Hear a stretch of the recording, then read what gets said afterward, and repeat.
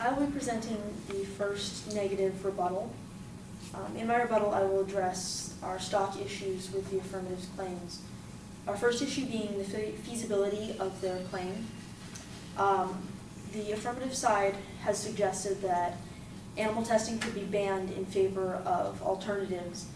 Unfortunately, this is not feasible due to the inability to ensure the accuracy of testing with alternatives.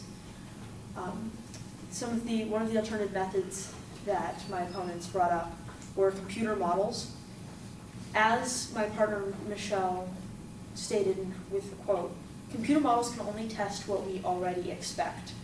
It would take testing on live animals, on test subjects who have the body functions of humans and are living, breathing organisms to experience all of the possible issues that could arise with any of these test procedures.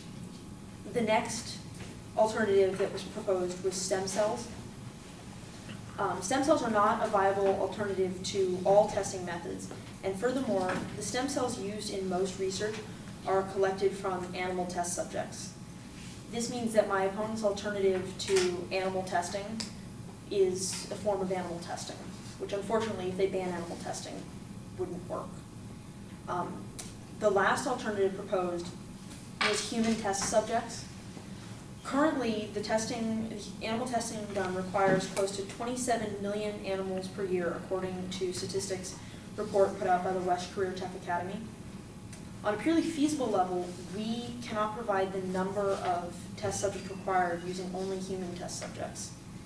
And this alternative leads me to my next issue with their claim, which is the morality of this plan.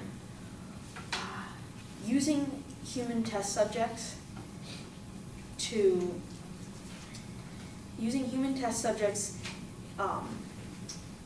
is their suggestion to prevent animals from being subjected to inhumane treatments. Offering to pay prison inmates and desperate people to provide services that no other reasonable person with alternatives would provide is the moral equivalent of prostitution. Having human test subjects would subject the prison inmates to cruel and unusual punishment, which by virtue of the cruel and unusual punishment clause in our 8th Amendment is illegal.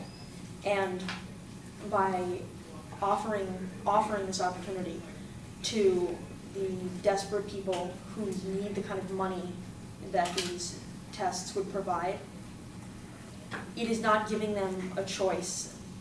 They don't have another option. They are desperate and need this. That is true inhumane behavior. And to propose that instead of animal testing is not in any way a feasible option or something that could be considered. Due to these two issues, the feasibility and morality of their plan, a complete ban on animal testing, as my opponents have proposed, is not possible.